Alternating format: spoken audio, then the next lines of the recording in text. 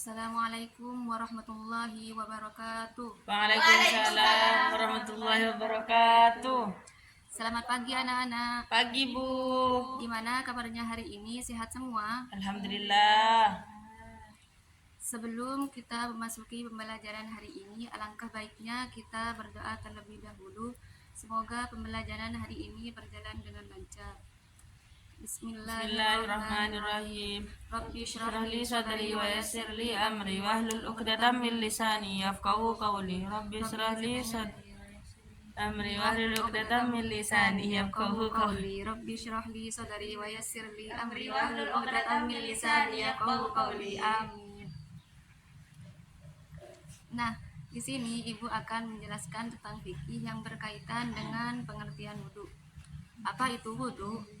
Wudu adalah dalam pengertian bahasa Arab yaitu al-wado'ah, dengan kata lain yaitu al-hasanah, yaitu kebaikan, dan juga mempunyai makna an-nadhafah, yaitu kebersihan. Sedangkan dalam istilah, wudu itu adalah penggunaan air pada anggota badan tertentu yang dimulai dari niat berwudu. Nah, di sini Ibu akan menjelaskan tentang syarat-syaratnya wudu. Ada beberapa syarat-syaratnya wudu, diantaranya yang pertama Islam, yang kedua baligh, yang ketiga berakal, yang keempat terhentinya hal-hal yang membatalkan wudu, yang kelima tidak adanya sesuatu pun yang mencegah sampainya, yang keenam tidak ada sesuatu pun di anggota wudu yang bisa merubah air, yang ketujuh mengetahui kefarduan atau kewajiban wudu, yang kedelapan tidak meyakini kewajiban daripada rukun-rukun wudu adalah sunnah, yang kesembilan adanya air mutlak yang cukup, yang kesepuluh mampu menggunakan air, yang kesebelas ratanya air membasahi anggota wudu pada basuhan pertama, yang kedua belas masuknya waktu, yang terakhir muwalah atau cepat-cepat. Sampai sini apakah sudah paham semua anak-anak? Paham. Selanjutnya Ibu akan menjelaskan rukun-rukunnya wudu. Di sini rukunnya wudu adalah rangkaian kegiatan yang wajib dilakukan agar wudunya sah. Yang pertama itu niat. Niatnya itu di dalam hati bersamaan dengan basuhan pada wajah. Hafal semua kan niatnya wudu? Coba bacakan niatnya wudu. Bismillahirrahmanirrahim. Nawaitul wudu'a li raf'il hadasil asghari fardan lillahi ta'ala. Yang kedua itu membasuh wajah. Nah, di sini batas wajah seseorang adalah dari mulai tempat tumbuhnya rambut hingga ke bagian bawah dagu. Maka sebagian wajah yang ada di antara keduanya harus basah terkena sapuan air. Sedangkan kalau diukur dari lebarnya, maka batas wajah itu mulai dari batas anak telinga kanan dan hingga batas anak telinga kiri. Yang ketiga itu membasuh kedua tangan sampai siku. Secara jelas disebutkan mengusap adalah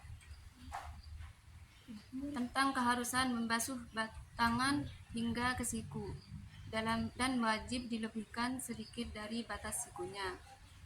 Yang keempat, mengusap sebagian kepala. Yang dimaksud dengan mengusap adalah meraba atau menjalankan tangan ke bagian yang diusap dengan membasahi tangan dengan air dimulai dari batas tumbuhnya rambut di bagian depan dahi ke arah belakang hingga ke bagian belakang kepala. Jadi tidak dibenarkan mengusap rambut panjang yang di luar batas kepala. Yang kelima, membasuh kedua kaki sampai mata kaki. Diwajibkan juga membasahi sampai melebihi batas kakinya, itu juga sebagaimana dalam masalah membasahi siku tangan. Yang keenam, tertib atau berurutan. Yang dimaksud dengan tertib adalah mensucikan anggota wudu secara berurutan mulai dari awal sampai akhir. Sampai di sini paham anak-anak? Paham. Nah, baik, Ibu lanjutkan ke sunnah-sunnahnya wudhu. Yang pertama itu membaca basmalah. Sebelum kita melakukan wudhu itu, sebelum melaksanakan wudhu itu, ketika membaca basmalah itu juga disunahkan. Yang kedua itu mencuci kedua tangan. Ketika kita mau sebelumnya ketika kita mau melaksanakan wudhu itu kan biasanya mencuci tangan terlebih dahulu, itu disunahkan juga. Yang ketiga bersiwak sebelum berwudhu, itu disunahkan. Yang keempat berkumur sebelum berwudhu, itu disunahkan. Yang kelima meresapkan air ke jenggot. Yang keenam membasuh 3 kali basuhan. Yang ketujuh membasahi seluruh kepala. Yang kedelapan membasuh 2 telinga. Yang kesembilan mendahulukan yang kanan. Yang ke-10 tahlil. Yang ke-11 menghadap kiblat. Yang terakhir sholat sunnah sesudah wudhu. Nah, di sini Ibu akan melanjutkan perbuatan makruh saat wudhu. Nah, diantaranya perbuatan yang hukumnya makruh atau kurang disukai ketika melakukan wudhu antaranya. Yang pertama, wudhu sambil berbicara. Ketika kita mengambil wudhu pas sambil berbicara itu termasuk makruhnya wudhu. Yang kedua, membasuh leher. Kan biasanya kita itu ketika sesudah melaksanakan wudhu sampai akhir itu membasuh leher, itu termasuk makruhnya wudhu. Yang ketiga, boros air.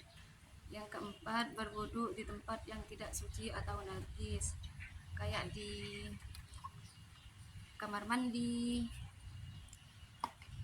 Dan yang kelima, mengeringkan bekas air wudhu. Ketika kita sudah melaksanakan wudhu sampai akhir itu, ketika kita pas mengeringkan air itu termasuk makruhnya wudhu. Nah, yang terakhir Ibu akan menjelaskan tentang membatalkan wudhu. Di antaranya yang membatalkan wudhu itu ada 5. Yang pertama, keluarnya sesuatu lewat kemaluan, kayak kencing. Yang kedua, tidur. Yang ketiga, hilangnya akal sebab mabuk, sakit, orang gila. Selanjutnya, menyentuh kemaluan dengan telapak tangan. Yang kelima, menyentuh kulit lawan jenis yang bukan mahram. Mungkin sebelum Ibu akhiri, apakah ada yang mau ditanyakan anak-anak? Saya Ibu. Apa Mbak Fisya? Itu yang tadi katanya Ibu kurang ngerti di membasuh sebagian kepala, katanya yang rambut panjang itu nggak ngerti Ibu, gimana itu maksudnya?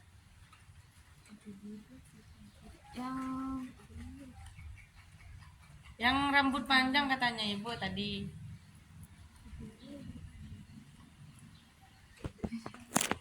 Nah, iya Ibu jawab Mbak Fisya. Ini kan pertanyaannya Rambut Ibu. ya, mengusap sebagian kepala. Ya. Seumpamanya Mbak Fisya mempunyai rambut panjang. Pas Mbak Fisya cuman basuhannya cuman di ujungnya aja. Itu tidak sah. Harus mengusap sebagian kepalanya. Itu cuman. Berarti kalau yang dibasuh rambutnya aja itu tidak sah, harus kepalanya juga harus dibasuh. Iya, Oh, itu termasuk rukun-rukunnya wudhu. ya ya Ibu. Kasih Bu. Ya,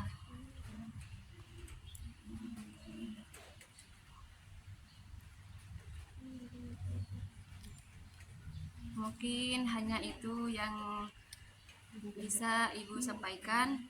Semoga penjelasan yang sedikit ini bisa bermanfaat bagi kita semua. Amin. Sebelum Ibu tutup, marilah kita membaca doa terlebih dahulu. Rabbana anfa'na Bima lam tana Rabbi alimna lan yanfa'una Rabbi faqihna wa faqih lana wa qarabati lana fid dinina. Amin. Kurang lebihnya mohon maaf. Wabillahi taufiq wal hidayah. Wassalamualaikum warahmatullahi wabarakatuh. Waalaikumsalam warahmatullahi wabarakatuh.